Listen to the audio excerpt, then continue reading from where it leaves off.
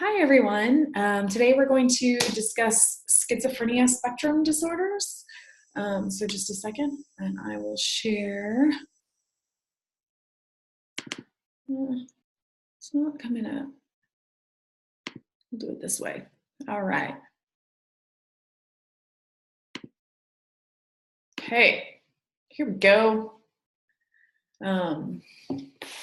So schizophrenia spectrum disorders and other psychotic disorders that are included in this chapter include schizophrenia, schizotypal personality disorder, brief psychotic disorder, schizophreniform disorder, schizoaffective disorder, and substance or medication-induced psychotic disorder. I'm going to start with substance medication-induced psychotic disorder. And the diagnostic criteria include the presence of the following symptoms: delusions and hallucinations. And that is, you're going to have delusions and hallucinations in probably all of these. There's evidence from the history, physical exam, or lab findings that the symptoms in criterion A developed during or soon after a substance intoxication or withdrawal from exposure to a medication. And the disturbance is not better explained by another psychotic disorder. So this is specifically induced by medicine or drugs of some sort. And so the symptoms preceded the onset of the substance or medication use at least about a month before. And then after cessation or withdrawal of the use of the medicine, then, or, drug or alcohol, then there's evidence of then the psychosis abates. It does not occur during the course of delirium, so delirium is different, and you can still have medication-induced delirium, and that will be covered actually towards the end of the course. And of course, it has to cause clinically significant distress or impairment. So key features of psychotic disorders, which is what we're going to discuss in this chapter, are delusions and hallucinations. So we're going to talk about delusions first.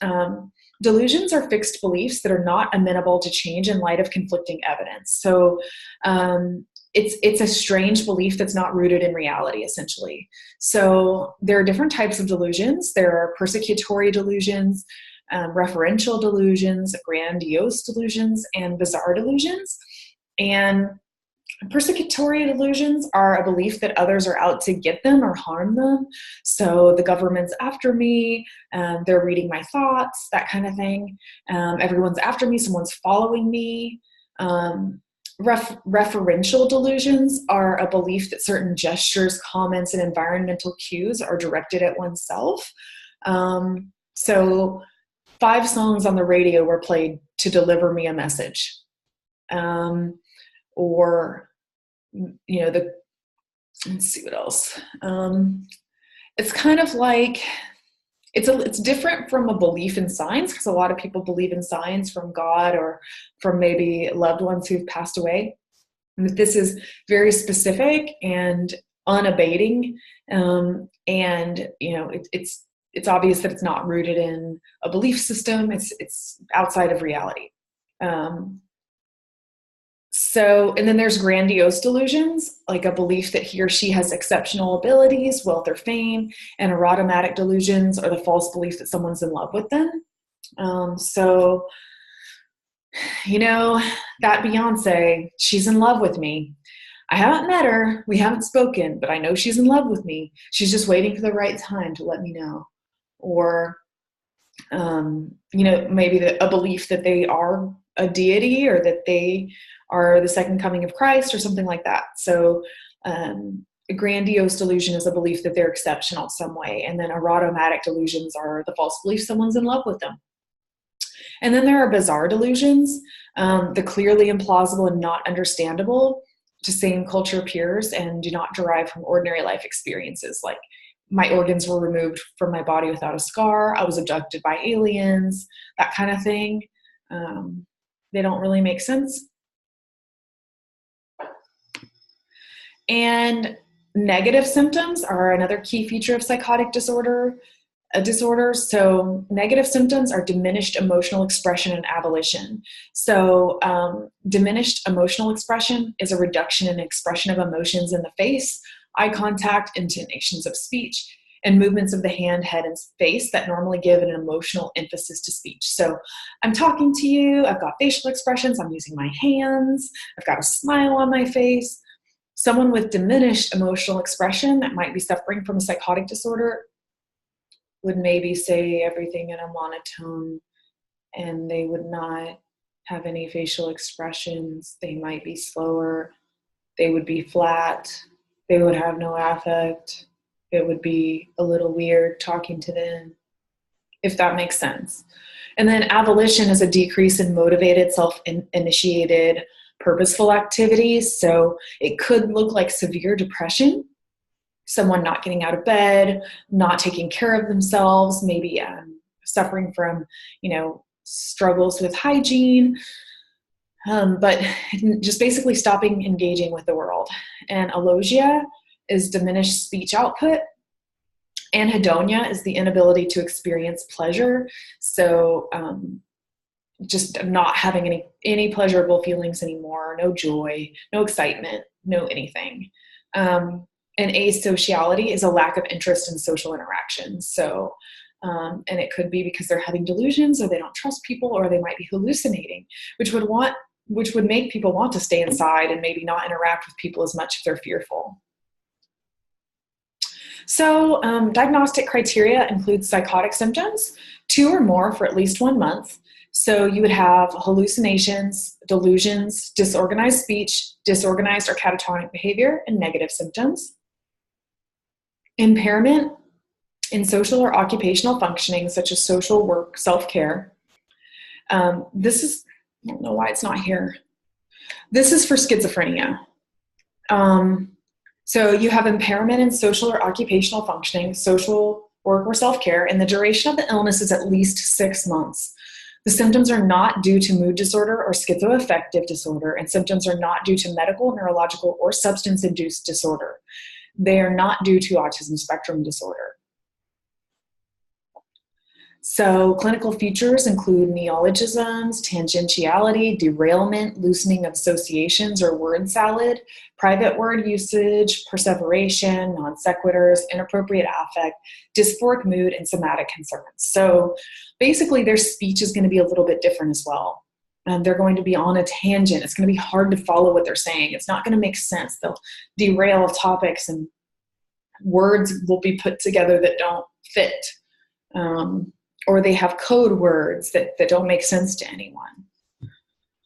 There's a lack of insight about the disorder, so they don't understand what's happening to them, which can be really terrifying, as you can imagine. And there's an inability to infer the intentions of others. So empathy is lacking, and it's really hard for them to know what's going on. And there's some hostility and aggression, which kind of makes sense if you think about it, because someone who's schizophrenic, it doesn't have insight about what's going on with them. They're having delusions. They're having a hard time expressing themselves. They're not feeling any joy. They're not trusting people, and it's a tough situation to be in. Pretty low prevalence of 0.3% to 0.7%. The negative symptoms and longer duration of illness is more common for males, and more brief presentation is more common for females. Psychotic features typically emerge between the late teens and mid-30s. So this does kind of come on maybe a little later in life. Onset prior to adolescence is very rare. For males, it's mid-20s, females, late 20s. Suicide risk and functional impairment. So 5 to 6% of individuals with schizophrenia die by suicide, sometimes in response to hallucinations, telling them to harm themselves. Schizophrenia is associated with occupational and social impairment, and it may be more difficult for individuals to attain occupational or educational goals. Okay, and then we got schizotypal personality disorder, which will be covered in the personality disorder chapter, so stay tuned for that one. And then we have delusional disorder. So delusional disorder is characterized by the presence of 1 or more delusions with a duration of 1 month or longer. The criterion for schizophrenia has never been met, criterion A. And hallucinations, if present, are not prominent and are related to the delusional theme. So the sensation of being infested with insects associated with the delusion of infestation. And apart from the impact of the delusions, functioning is not markedly impaired and behavior is not obviously bizarre or odd. So let's go back. All right, so we stated that the diagnostic criteria for schizophrenia, criterion A, includes psychotic symptoms, 2 or more for at least 1 month. So they need to have 2 of these for a month: hallucinations, delusions, disorganized speech, disorganized or catatonic behavior, and negative symptoms. And so as we mentioned here, with delusional disorder, you must have 1 or more delusions, but there's not all the other symptoms that schizophrenics are experiencing. So it's specific to delusions, but not with the negative symptoms, hallucinations, all these other, at least 2 of the list, negative symptoms, all that stuff.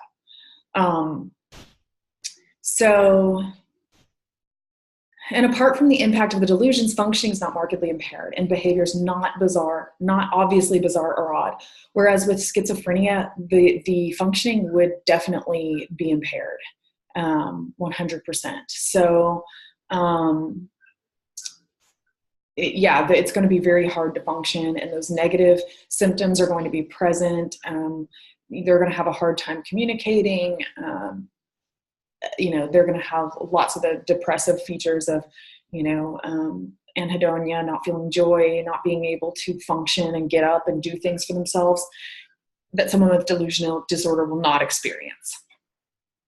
If manic or major depressive episodes have occurred, these have been brief relative to the duration of delusional periods, and the disturbance is not attributable to substance use or another medical condition, and is not explained by another mental disorder such as body dysmorphic disorder or OCD. So as you can imagine, someone with body dysmorphic disorder may have a delusion, and that's connected to their negative feelings about their body or inappropriate views of their body that are not rational. So if the delusion is not connected to their body dysmorphia, then it's not going to be a body dysmorphia diagnosis. Or OCD. So sometimes people have delusions connected with OCD, like if I don't do this ritual 25 times, then something bad will happen. Or if I don't keep washing my hands, I'm going to get a life-threatening illness. But that's connected with their OCD symptoms and not the specific delusion that's separate. You're going to specify which type of delusional disorder the person's experiencing. So you're going to specify whether it's erotomanic type, erotomatic type. That's what that should be, not erotomanic. Wow, that would be wild, wouldn't it? Believing people were in love with you and having a manic episode, although that can probably happen concurrently. Although that would just fall under mania. Anyway, I'm on a tangent. So believing someone's in love with you that's not. Grandiose type, believing that you are something that you're not, that's very elevated in society. The jealous type, believing that everyone is jealous of you. Persecutory type, everyone's out to get you. Somatic type, there are bugs crawling underneath my skin. You can't see them, but they're there. I can feel them, and that's not connected to use of methamphetamine. Mixed type, so it could be a combination of some of these, and then the unspecified type. So that could be an outlier. Oh, gosh, I need to slow down. Okay.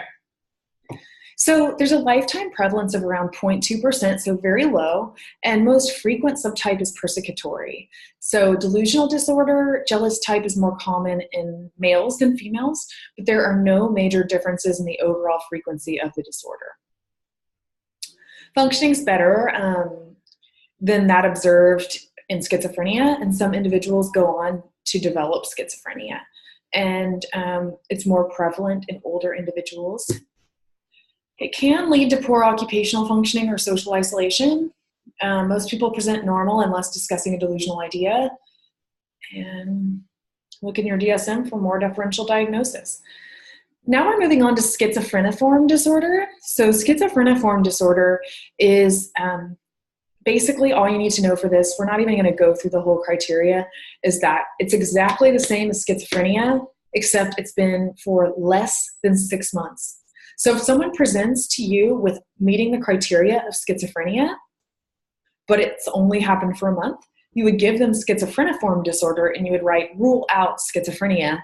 And then if they've hit the 6 months and they're still feeling this way, then schizophrenia will become their formal diagnosis.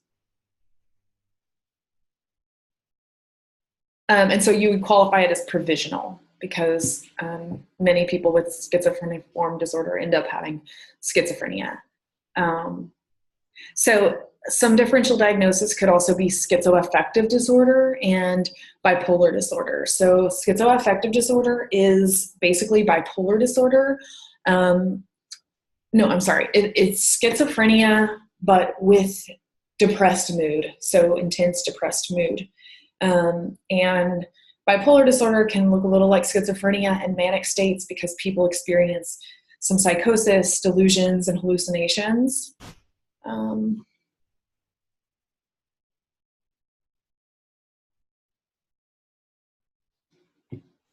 And prevalence. In developing countries in the United States, the prevalence is 5 times less than schizophrenia. A third of those with schizophreniform diagnosis recover. 2/3 later become diagnosed with schizophrenia. It's very similar in functioning to those with schizophrenia, so pretty low functioning. Those that go on to recover function more effectively in their lives than those with schizophrenia.